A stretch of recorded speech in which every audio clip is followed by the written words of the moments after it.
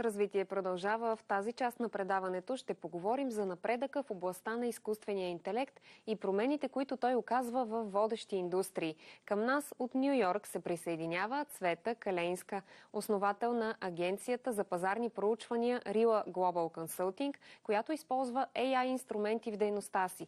Цвета е предприемач и консултант в областта на технологиите и иновациите, коментатор и автор на статии за много водещи медии. Здравейте, благодаря, че се присъединявате към нас. Здравейте, добро утро от мен и добър ден на вас. Радвам се да бъда гост на вашето предаване. С какви темпове и в каква посока се развива технологията на изкуствения интелект в глобален мащаб? Какво можем да очертаем като водещи тенденции? Това е доста добър въпрос и много дълъг. Мога да говоря за него доста време. Вижте, в световен мащаб изкуственият интелект или AI, както го наричаме тук в САЩ, има много бързо развиващи се тенденции. Продукциите и сегментите въобще тази индустрия се развиват с бързи темпове, включително в много области. И те са в много разнообразни области също така.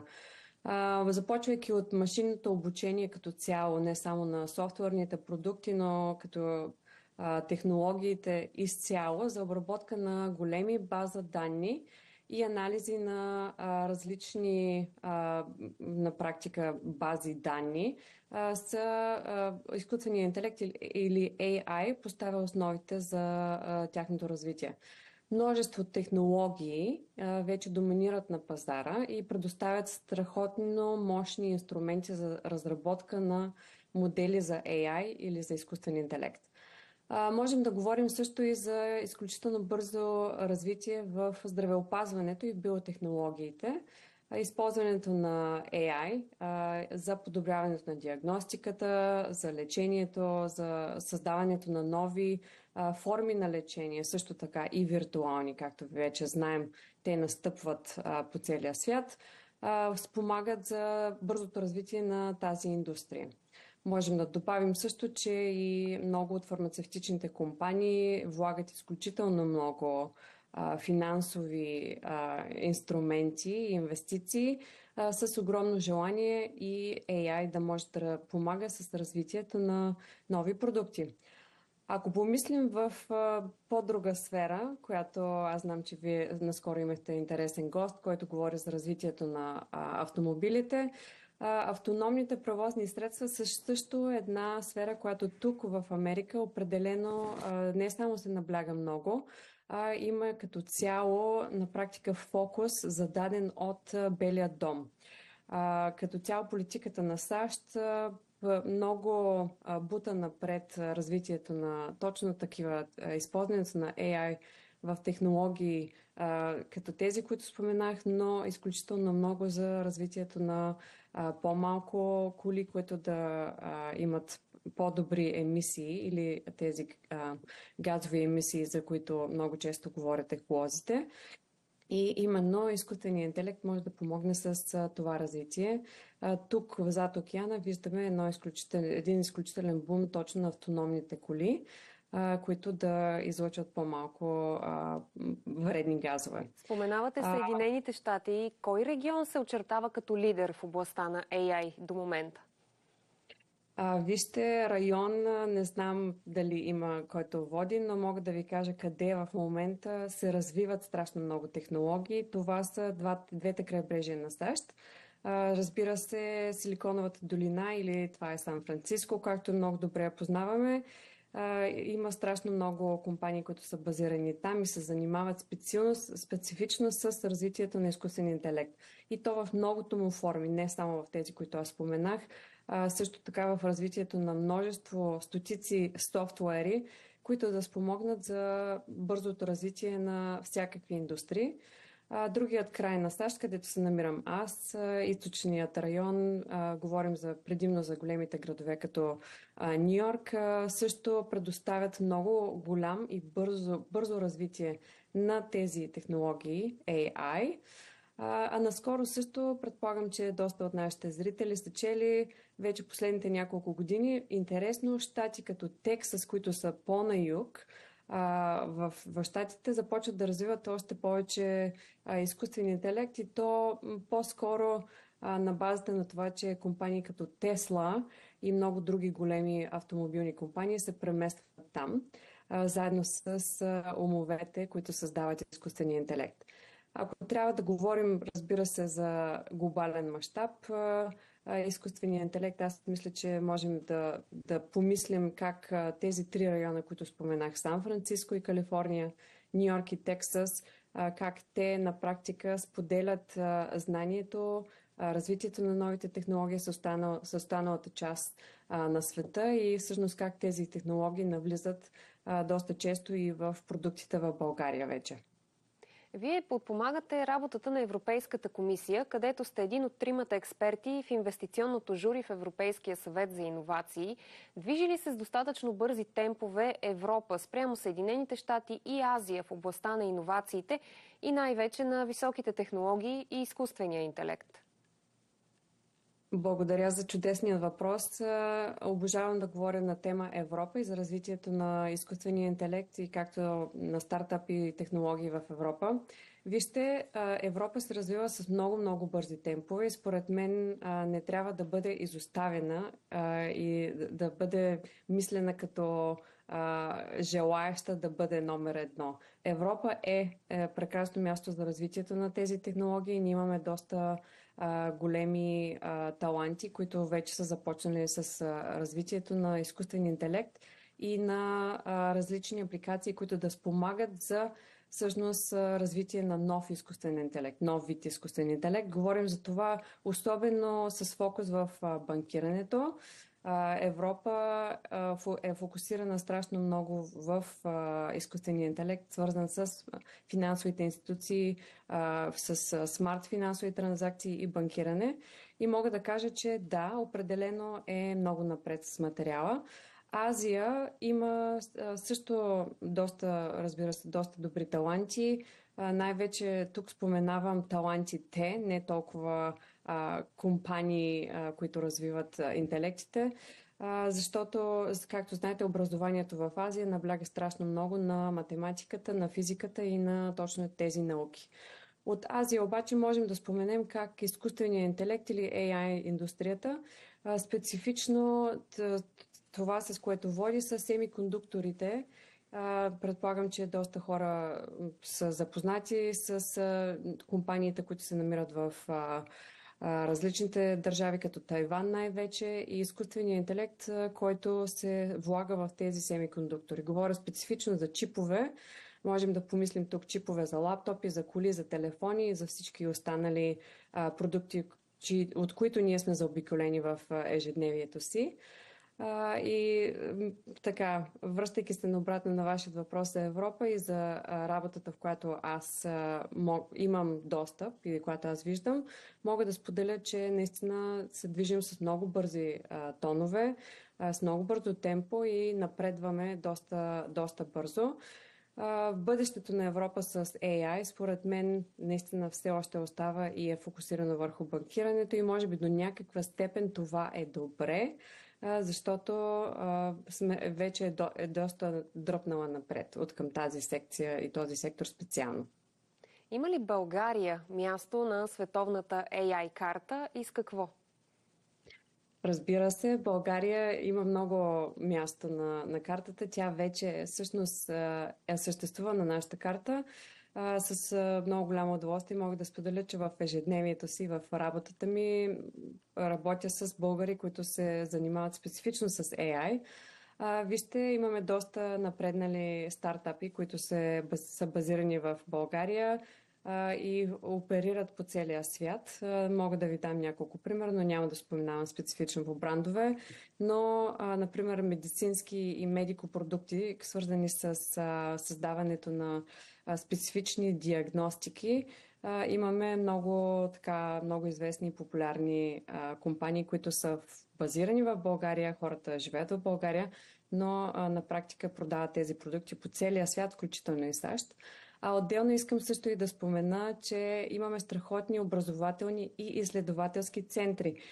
Говорим за Техническия университет, за Софийския университет Свети Климент Охридски, които предлагат страхотни програми, свързани с роботика, с изкуствен интелект, AI, компютърни науки и много други. Така че ние даваме много на света, вече сме по целия свят с тези продукти, но наблягаме все още на големите умове, които вече няма нужда да излизат от България, може да дават своят талант в нашите предели на нашата страна, защото вече чуждестранните фирми така навлизат в нашата страна също. Вие сте и ментор на Arabot.io, разговорна AI платформа от Саудитска Арабия.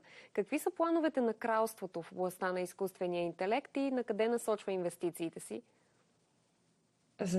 Да, Arabot е една от компаниите, с която аз работя. Тя на практика предлага изкуствен интелект, свързана с чат-ботове. Или всеки път, когато влезем в някой уебсайт, ние можем да говорим с някой програмист или на практика с някой от човешки ресурси, които да ни помогат да отговорят на различни въпроси.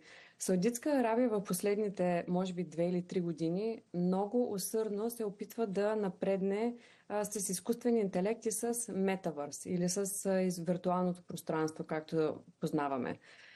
Те имам чувство, че се състезават с Дубай и с емирствата. Така че виждаме в последните буквално 2 години един огромен ръст на стартъп компании, които се занимават с изкуствен интелект и на едно огромно финансиране от самото кралство. Тук вече говорим не само за милиони и милиарди, а даже за много по-големи суми, като самото кралство се фокусира върху именно тези индустрии и секции, които аз споменах. Включително и туризъм, който за тях е една индустрия, сега те първа започват да развиват. И пак казвам, имате огромно желание те да бъдат номер едно, да бъдат перлата на средният и близък изток. Затова мисля, че те първа ще очакваме много по-интересни продукти и компании оттам. И за това също България, да се върна обратно на вашия преден въпрос, България е в една страхотна позиция, не само с нашите таланти, но и също геополитически, къде се намираме и в районите, в които може да говорим.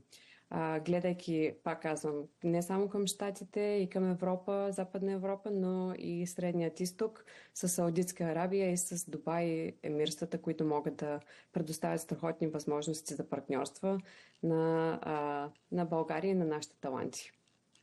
Какви са нагласите на кандидат-президентите в Съединените щати по отношение на изкуствения интелект и като цяло към технологичната индустрия? Какво развитие можем да очакваме в щатите при двата варианта след изборите? Политическите въпроси винаги са много интересни и ми се ще да бъда по-добър политически коментатор, за да мога да отговоря на тях. Но до сега това, което е споделено от политическите кандидати, както вие знаете, все още чакаме официално да имаме политически кандидат от Демократическата партия. Това, което се е споделено е, че ще има много по-голям фокус към, както говорихме вече, към екологията. И това как изкуственият интелект всъщност ще е фокусиран върху това да предпазва природата, да предпазва екологията на страната. Но другата част, за която знам със сигурност, че и двете партии и бъдещите кандидати, които и да са те, защото пак казвам, че не е официално становище кой ще представлява нашите партии от демократите, е това, че совалките, които пътуват в пространството, с космическите совалки, ще бъдат много голям фокус. Последните няколко години САЩ и двете партии, пак казвам републиканците и демократите, са в унисон, когато става дума за това, кой ще може да управлява космосът, буквално. Както знаем, много от компаниите, които пуснаха и космически полети в последните няколко години, бяха именно тук от САЩ. Така че политиката и пред бъдещите президенти със сигурност няма да имам съмнение, ще бъдат страшно фокусирани в това да продължават с изпращането на космически совалки, използвайки изкуствен интелект или развивайки допълнителен изкуствен интелект за, може би, само управа на нови космически совалки и сонди, които да могат да носят нови проби от различни места, като примерно Марс и Луната. И знам, че това звучи доста наудничево, но в последните няколко години тук има страшно голямо развитие на НАСА и отново на независими компании, като на собственикът на Тесла, Джеф Безос, собственикът на Амазон, които да искат да правят лунни проби в Марс с големи планове и мечти за намиране на нови възможности или нови планети. Така че със сигурност очакваме новите президенти, които и да са те, или нови президент на САЩ, да продължи с тази насока. RILA Global Consulting е бутикова агенция за пазарни проучвания или така наречения social listening, базирана в Ню Йорк. Вие изучавате потребителите, марките, пазарите, тенденциите в световен мащаб. Как помага изкуственият интелект във вашата дейност? RILA е създание, което направих, всъщност тя е моята компания, която създавах преди 6 години и с много голямо удоволствие кръстих на нашата българска планина. Ние се занимаваме с именно проучвания на различни пазарни тенденции, различни продуктови тенденции, но в ежедневието си също се занимаваме и с подпомагането на нови технологии, които да развиват изкуствения интелект. В нашето ежедневие много често използваме различни продукти. Мога да спомена няколко, които знам, че вече са известни на пазара в България, като ChatGPT, на Microsoft продукта, същият, който е като ChatGPT, той се казва Bing. Google вече имат продукт, който се казва BART. Тези продукти се използват от статици и технолози за спомагането на практика на анализ на по-голяма база данни. Има различни продукти като тях и други, в които може на практика да се качат стотици хиляди редове с буквална информация, без значение дали тя е само статистическа база данни с цифри или също и с думи, и те сподпомагат на практика анализа на тази база данни.